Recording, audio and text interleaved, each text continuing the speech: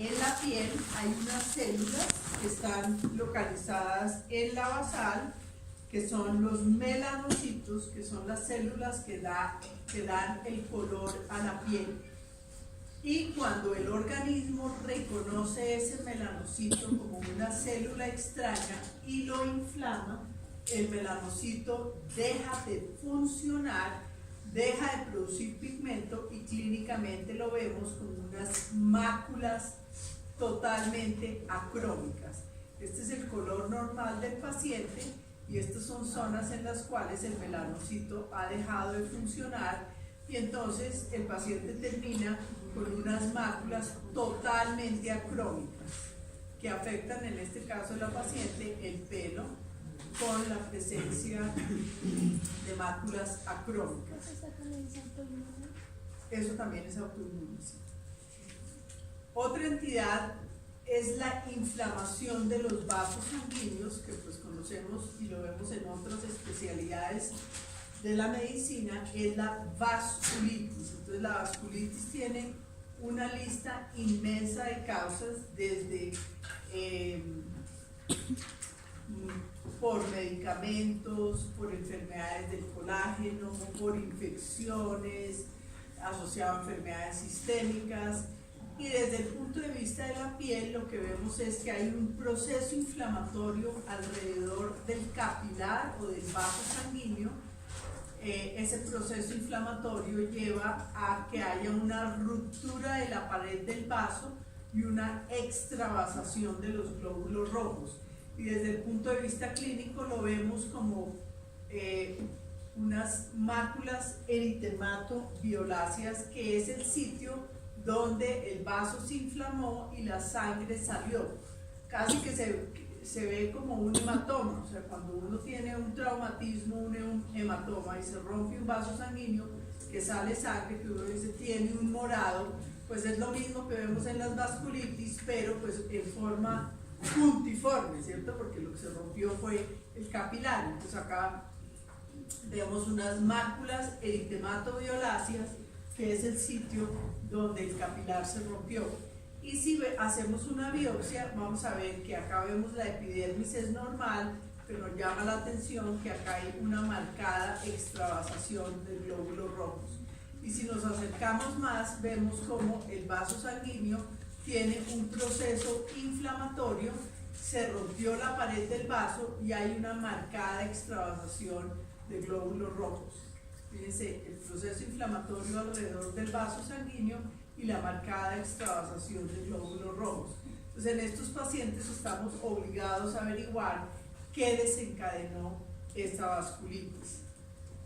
Una de esas causas son reacciones medicamentosas, y si uno ve en la clínica, recuerda un poco la vasculitis. Fíjense, estas lesiones eritemato-violáceas en este paciente, pues se agrupan estas lesiones para formar grandes áreas comprometidas. Entonces vemos ese color como violáceo, que es donde hay extravasación de los glóbulos rojos, estas máculas y pápulas eritemato-edematosas. Y si en este paciente hacemos una biopsia, vemos que hay un proceso inflamatorio a este nivel, y si miramos en detenimiento, vemos el proceso inflamatorio alrededor de los vasos, pero también vemos la presencia de una célula cuyo citoplasma es muy eosinofílico, y esto corresponde a eosinófilos, que nos indican que hay un proceso alérgico. Y muchas veces en la clínica y en dermatología vemos muchas alergias a medicamentos.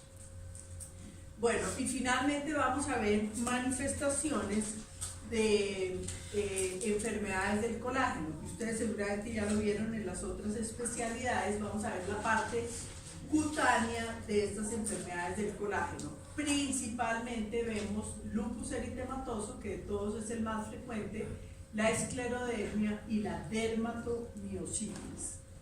Entonces, el lupus tiene un espectro muy amplio desde el punto de vista cutáneo. Entonces, hay pacientes que tienen manifestaciones cutáneas pero no tienen ningún compromiso sistémico, y es lo que conocemos como el lupus eritematoso discoide, que es únicamente se manifiesta en la piel. Luego hay pacientes que tienen compromiso cutáneo y tienen alteraciones en el cuadro hemático, pero los sistemas no tienen compromiso. Y finalmente pues podemos tener un paciente que tiene manifestaciones cutáneas con manifestaciones a nivel del sistema nervioso central, a nivel del riñón, a nivel de los pulmones, o sea, un lupus sistémico que ustedes seguramente ya vieron. Y desde el punto de vista cutáneo, el lupus pues es bien inespecífico. En este caso son pacientes con lesiones anulares, descamativos, eritematosas. Lo clásico del lupus sistémico es lo que llaman el eritema facial en mariposa, que es como un eritema difuso perinasal. Y fíjense que en esta paciente vemos compromiso a nivel de las manos secundario a un proceso de vasculitis. Estas lesiones anulares, eritematosas, descamativas, fíjense con estos bordes activos que le pueden recordar a uno un poco la tinea. Y en estos pacientes, si sospechamos un lupus, es muy importante fijarse bien en la zona periungueal, porque muchas veces vemos la presencia de las telangiectasias por un proceso vascular que es muy característico del lupus.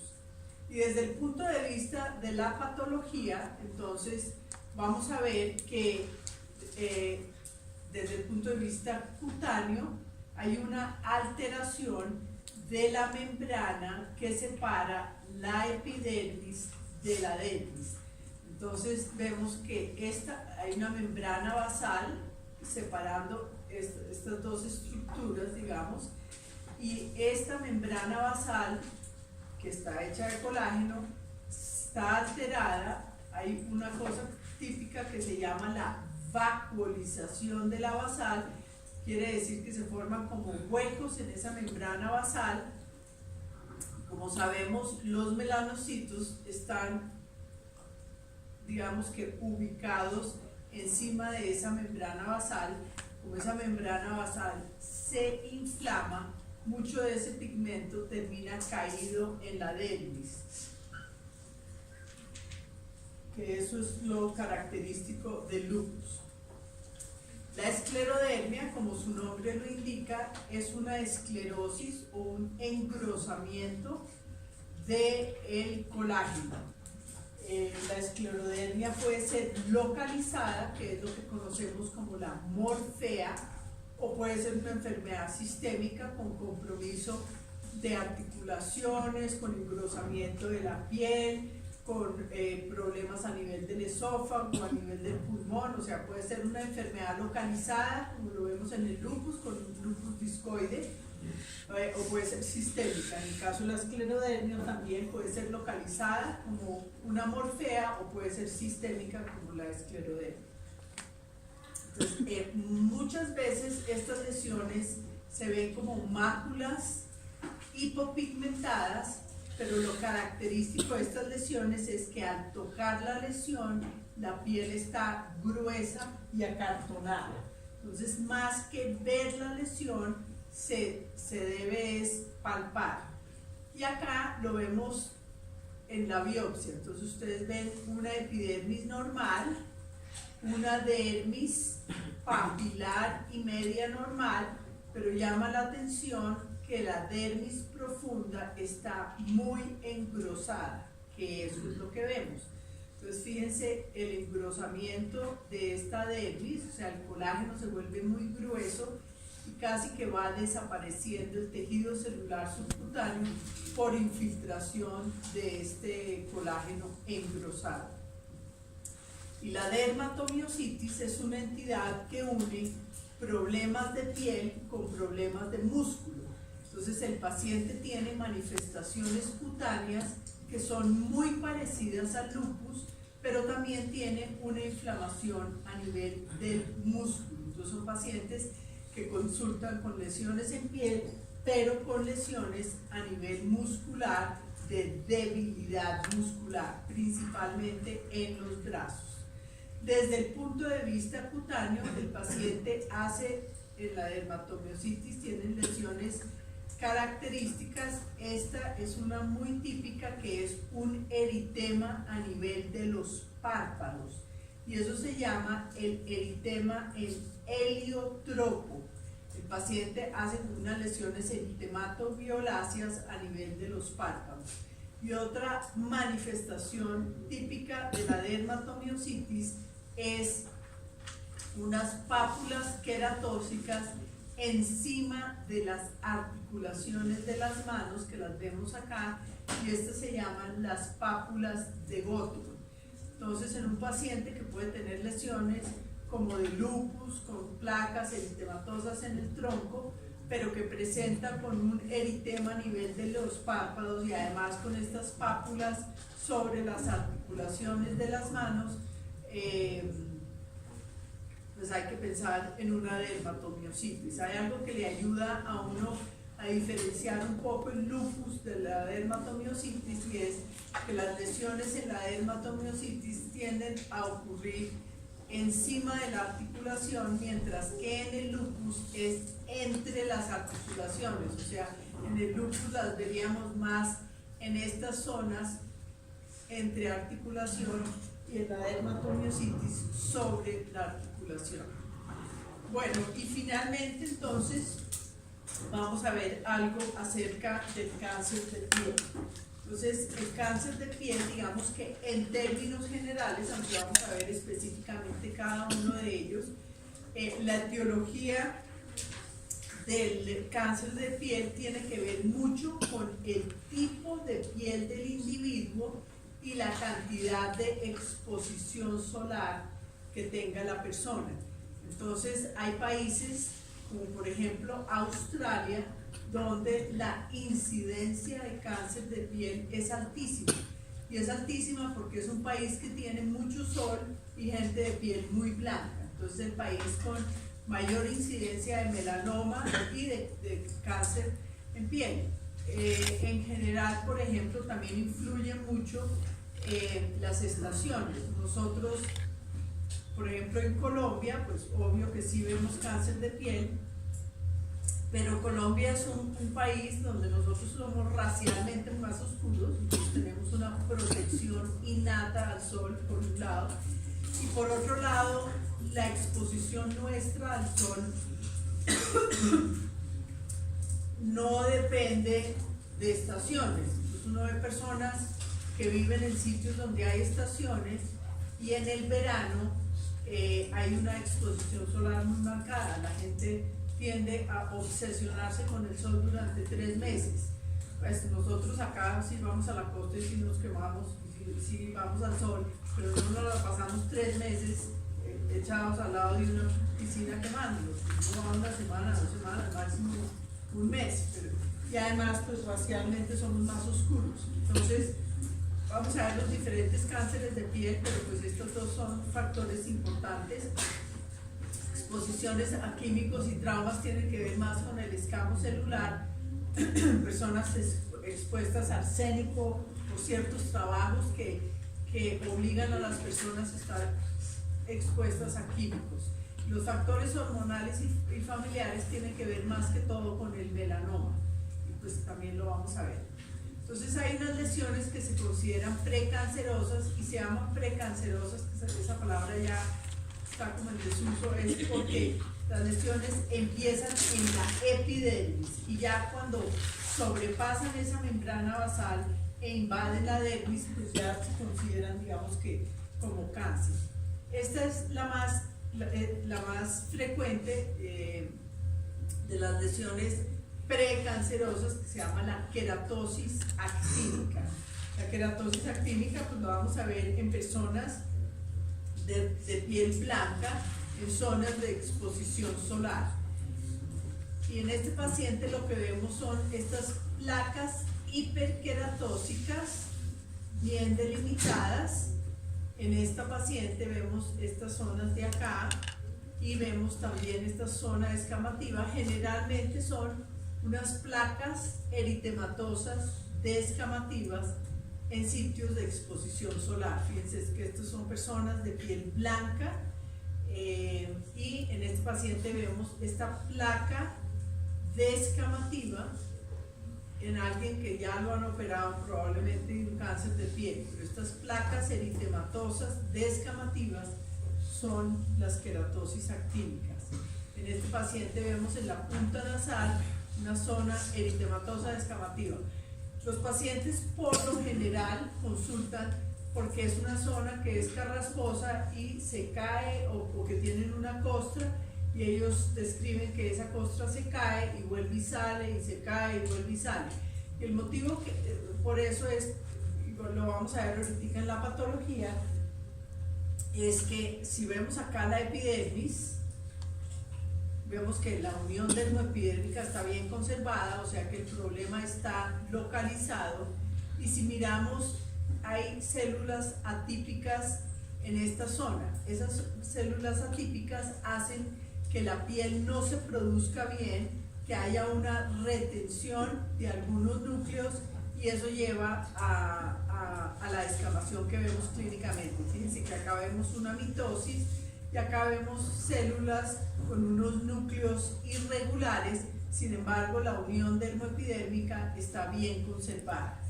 Fíjense que acá hay mucha atipia, estos son queratinocitos con núcleos pleomórficos hipercromáticos que nos están indicando que hay una atipia localizada en los queratinocitos. Ya por estadística sabemos que el 10% de estas lesiones terminan en cáncer de piel, o sea que una persona tiene 90% de posibilidades de seguir con esa lesión ahí sin mayor alteración. Ya cuando estas células se multiplican, rompen la membrana basal e invaden la dermis, pues ya es un carcinoma escamocelular. Otra entidad que se localiza en la epidermis es el queratoacantoma. Entonces vemos este nódulo eritematoso con una umbilicación central. Lo vemos acá también, esto casi que ya parece pues un tumor, pero tiene esta umbilicación central, y vemos cómo la lesión está bien delimitada, y si miramos en detalle vemos la presencia de mitosis y de mucha atipia. Mire, acá hay otra mitosis, de mucha atipia celular. Y finalmente la enfermedad de Bowen, que es esta placa eritematosa muy inespecífica, como lo vemos acá, y al mirar en la epidermis, en la epidermis vemos cómo la epidermis viene acá normal y de pronto hay un ensanchamiento de esta epidermis. Y al mirar en detalle ese ensanchamiento, vemos cómo hay mucha irregularidad y mucha atipia en todo el grosor epidérmico. Entonces vemos células pleomórficas, núcleos hipercromáticos, sin embargo la unión dermoepidérmica está bien conservada. Entonces estas son todas entidades que se originan en la epidermis y por lo pronto están metidas ahí en la epidermis, pero si esta lesión del paciente no se hace ningún tratamiento, pues va a terminar rompiendo la membrana basal e invadiendo la dermis. Fíjense toda esta cantidad de atipia de los queratinocitos con núcleos hipercromáticos y con mucha desorganización celular. Ya si estas lesiones, digamos, si estas células invaden a la dermis, pues entonces ya vemos el cáncer, que son básicamente estos dos. El carcinoma vasocelular con B larga es porque se origina de las células basales, y el carcinoma escamocelular pues se origina de los queratinocitos de todo el grosor de la epidermis. Desde el punto de vista clínico, el tumor más frecuente de la piel es el carcinoma vasocelular. Se ve en personas de piel blanca, en zonas de exposición solar. Es un tumor que no tiende a producir metástasis, es supremamente raro que produzca metástasis, pero tiene, digamos que, una invasión local, es de crecimiento lento, pero tiene invasión local. Desde el punto de vista clínico hay diferentes presentaciones, la más frecuente es la nodular, vamos a ver ahorita ejemplos clínicos de esto. Puede uno ver una úlcera que no sana y terminar siendo un carcinoma vasocelular, formas superficiales, formas pigmentadas y formas morfeiformes que recuerdan a la morfea. Acabamos de ver la esclerodermia, que son unas placas engrosadas del colágeno. Hay una variedad de carcinoma vasocelular que es una placa gruesa que se llama morfeiforme. Esto es lo clásico del carcinoma vasocelular.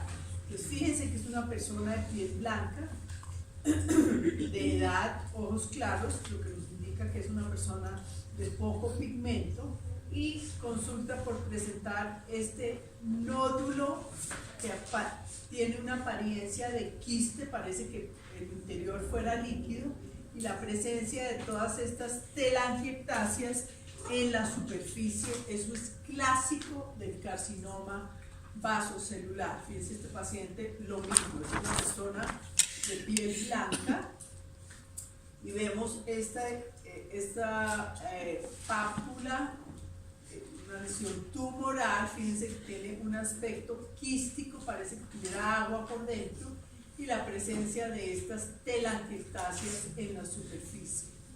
En este paciente es lo mismo, solo que está pigmentado. Si ustedes miran el reborde de esta lesión, se ven como unas papulitas, especialmente como en esta zona de acá, unas pápulas que tienen apariencia quística, pero está pigmentada. Lo mismo, esta placa eritematosa con presencia de telangiectasias y pequeñas papulitas que dan aspecto quístico en una persona de piel blanca, de ojos claros, que son las que más carcinomas hacen. Esto es una forma de carcinoma vasocelular superficial. Entonces, si uno mira en los bordes de la lesión, se pueden ver pequeñas papulitas que dan aspecto quístico. Sin embargo, hay pigmento melánico y una formación de una úlcera.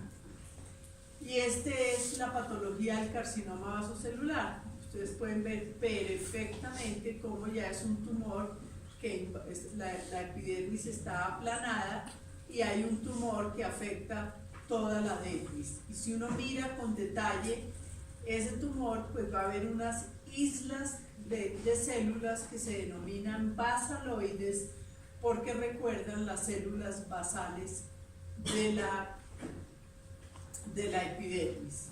Y el carcinoma escamocelular se origina de todas estas lesiones que vimos anteriormente, que son las queratosis actínicas, el queratoacantoma y la enfermedad de Bohr, que son queratinocitos atípicos que terminan multiplicándose y produciendo el tumor. El carcinoma escamocelular no tiene una presentación clínica tan típica como el carcinoma vasocelular. Pueden ser lesiones hiperqueratósicas en zonas de exposición solar, como vemos en la oreja. Puede ser una úlcera que no cura en el dorso de la mano, o puede ser una úlcera en una pierna que no sana, y al hacer una biopsia de los bordes vemos el carcinoma escamocelular. Entonces vemos como acá viene la epidermis y de pronto hay una úlcera. Fíjense que la epidermis se pierde, pero de esa úlcera se desprenden islas de células también basaloides, pero al mirar en detalle pues ve uno que son queratinocitos atípicos. Y finalmente vamos, bueno, y el carcinoma escamocelular en la línea de comportamiento es un poco más agresivo que el carcinoma vasocelular. Ese sí puede producir metástasis a ganglios linfáticos, y pues no es tan frecuente como el carcinoma vasocelular. Su comportamiento es un poco más agresivo. y también depende en dónde esté localizado la agresividad. Y finalmente entonces vamos a ver... ¿Se trata el escamo celular con quimioterapia? ¿O? El carcinoma, normalmente esos tumores, el tratamiento es quirúrgico. Es quirúrgico. Ya, nosotros, yo diría que vemos muy poco metástasis de carcinomas de escamos celulares. Generalmente es el paciente que llega con una úlcera, ya tiene que ser una persona que le haya crecido mucho, que no se haya hecho ningún tratamiento para que veamos compromiso a nivel de los ganglios. Generalmente los tratamientos son quirúrgicos y con eso en la mayoría de los pacientes se les soluciona el problema. El melanoma es el tumor maligno que se origina de los melanocitos, que son las células que producen el pigmento de la piel. Como es la célula que produce el pigmento de la piel, pues generalmente lo que vemos son lesiones pigmentadas. En este paciente, en el melanoma, pues el melanoma está relacionado con la cantidad de exposición solar, con la pigmentación cutánea. Hay muchos melanomas que están relacionados con la genética, con factores hormonales, porque se ha visto que la mujer tiene un poco de mejor pronóstico, y con el número de nevus que tenga la persona. Estas son las presentaciones clínicas del melanoma: la expansión superficial, nodular, el léntico maligno, y en nuestro medio el más frecuente es el acral, que es el que se presenta en palmas y plantas.